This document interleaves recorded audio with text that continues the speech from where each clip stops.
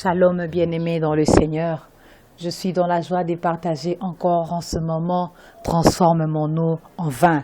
Transforme mon eau en vin, c'est les thèmes que je veux qu'on partage en ce moment. Et ceci est tiré dans la Bible, dans le livre de Jean, à son chapitre 2. Jean chapitre 2, et nous ne lirons que le verset 10. Prenons nos Bibles et je vais faire la lecture pour tous au nom de Jésus. Et lui dit, tout homme sert d'abord le bon vin, puis le moins bon après qu'on s'est enivré. Toi, tu as gardé les bons vins jusqu'à présent. Alléluia. Est-ce que nous pouvons courber nos têtes à la prière? Merci, ô Dieu d'amour, maître des circonstances et de temps. Tout ce que nous voulons avoir dans 5 ans, dans 10 ans, dans 20 ans, dans 50 ans, dans 100 ans, tu peux nous le donner aujourd'hui. Nous venons aujourd'hui pour remplir nos vases, Éternel, fais-nous du bien. Lève-toi pour donner un sens à la vie de quelqu'un. Lève-toi, Éternel, mon Dieu, pour redonner l'influence dans l'autorité de quelqu'un. Au nom de Jésus. Nous t'avons ainsi prié. Amen. Je suis dans la joie. Parce que vous savez, au fait, l'illustration de Jean 2 parle de la fête. Et il y a de quoi se réjouir. Parce que j'ai beaucoup de souvenirs de fêtes. Et il ne s'agit pas de n'importe quelle fête, il s'agit de la fête d'un mariage. Une fête de mariage où 2 cœurs, 2 peuples, 2 nations vont s'unir pour ne faire qu'une seule âme, un seul nom, et pour donner naissance à de nouvelles générations. Alléluia. Les gens qui viennent à la fête de mariage, ils savent que nous nous réjouissons non seulement que ces gens sont heureux, mais parce que ces gens ont décidé d'être appelés par les mêmes noms. Et d'être vus spirituellement comme étant une seule personne. C'est une fête d'alliance qui nous dit que même si vous ne voyez que ces 2 personnes-là, rassurez-vous, il y aura de nouvelles naissances. Alléluia. Et cette fête était déjà organisée. Il y avait ce qu'il fallait pour que la fête soit fêtement faite. Donc du vin et je pense la musique. Parmi les éléments clés pour la réussite d'une fête, il y a la boisson.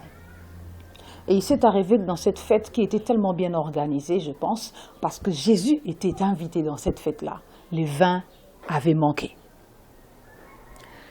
Quand le vin avait manqué, Marie est venue dire à Jésus, ils n'ont plus de vin. J'aimerais souligner que Marie ici ne sera pas prise comme dans certaines religions, comme celle qui vit encore, au nom de laquelle on peut parler à Jésus. Non. J'aimerais dans mon illustration que vous vous rassurez que Marie dont je veux parler aujourd'hui, elle est déjà morte et enterrée, elle n'est pas ressuscitée. Mais l'image que j'aimerais que nous puissions tirer de cette prédication est que Marie peut être votre pasteur. Elle peut être aujourd'hui votre encadreur spirituel, votre père ou mère spirituelle. Elle peut aussi être moi qui vous parle en ce moment. Et j'aurais aimé par-dessus tout en ce moment que Marie soit le Saint-Esprit. Alléluia. Et Marie vient dire à Jésus, ils n'ont plus de vin. Jésus dit, mais qu'est-ce qu'il y a? C'est pas encore mon heure. Mais Marie se foutait de la réponse, de la réaction de Jésus, parce qu'il savait. Il dit au serviteur, faites tout ce qu'il vous dira. Et Jésus dit, remplissez les vases d'eau. De l'eau.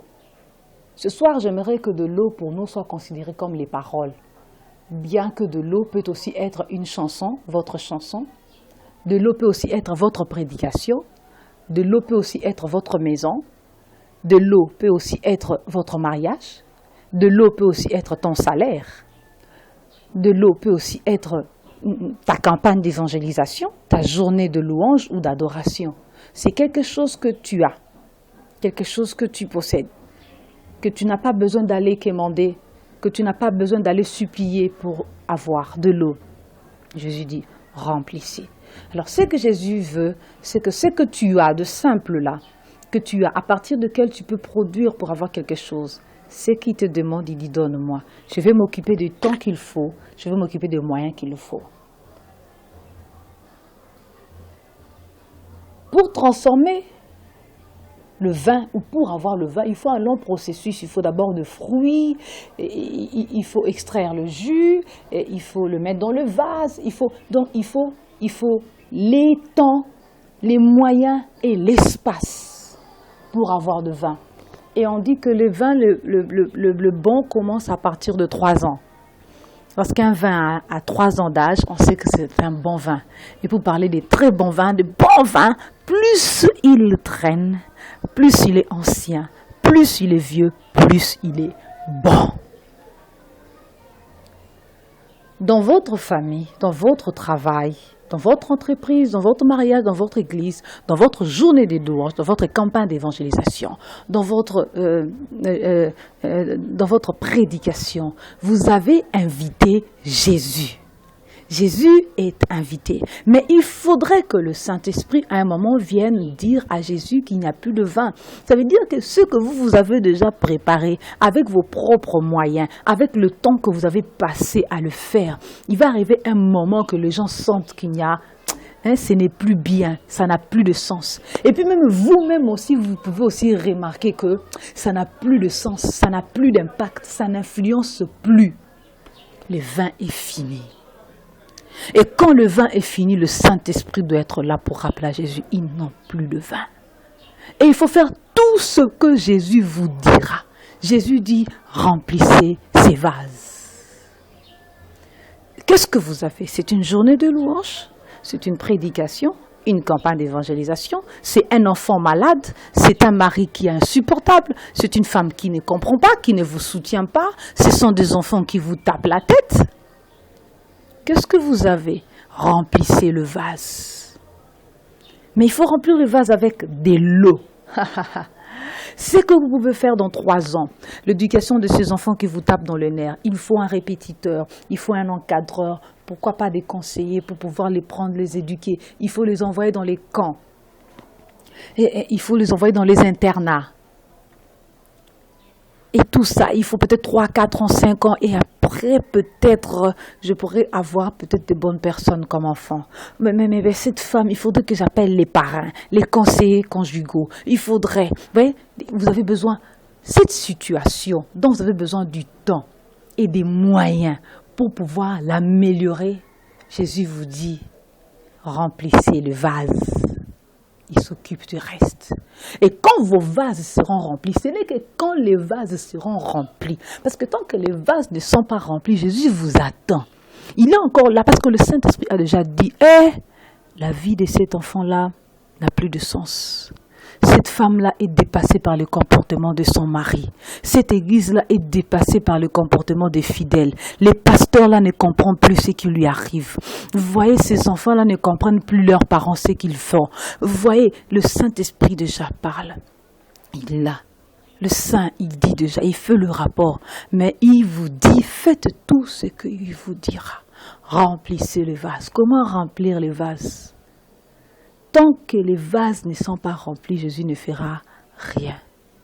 Je ne sais pas si Jésus avait mis la main dans l'eau qu'on avait mis dans le vase pour que ça soit transformé dans le vin, pour que ça soit transformé en vin. Je ne sais pas si Jésus avait seulement parlé à l'eau et l'eau devenait des vins. Je ne sais pas ce qu'il avait fait parce que ce n'est pas écrit dans la Bible et Dieu ne m'a pas encore révélé ce qui s'était passé là-bas. Mais ce que j'aimerais vraiment croire, c'est qu'après que les vases étaient remplis jusqu'au bord, Jésus a dit prenez-en une mesure. Allez faire goûter à l'ordonnateur de la fête. Quand on a goûté, on a dit, le vin est bon. Mais comment vous servez d'abord les moins bons pour servir les bons à la fin? Quand les gens sont ivres, il fallait commencer par les bons. On ne garde pas les bons. Mais ce qui se passe, c'est que Jésus, c'est lui qui a fait cela. Les maîtres des circonstances et des temps. Pour que votre mari change, pour que votre mari ait un bon travail, sinon un salaire bon, il faudrait que vous ayez des relations. Il faut aller voir cet oncle-là qui est bien placé. Il faut trouver des rendez-vous avec ces ministres-là. Il faut qu'ils fassent des formations, de formation, des mises à niveau. Il faudrait qu'ils partent dans des conférences de grands hommes d'affaires pour qu'ils puissent avoir une opportunité de croiser quelqu'un. Mais ce que vous avez besoin, le temps dont vous avez besoin pour donner un sens à votre vie, remplissez seulement vos vases. Parce que vous n'avez pas le temps. Vous n'avez pas ce temps-là à attendre. Les gens sont dans la fête. Ils savent que vous êtes des enfants de Dieu. Et notre fête à nous, cette fête d'alliance, où le jour où j'ai dit, oui Seigneur, à partir d'aujourd'hui, je te donne ma vie. Tu es mon Seigneur et mon Sauveur. À partir de ce temps-là, cette alliance-là, la fête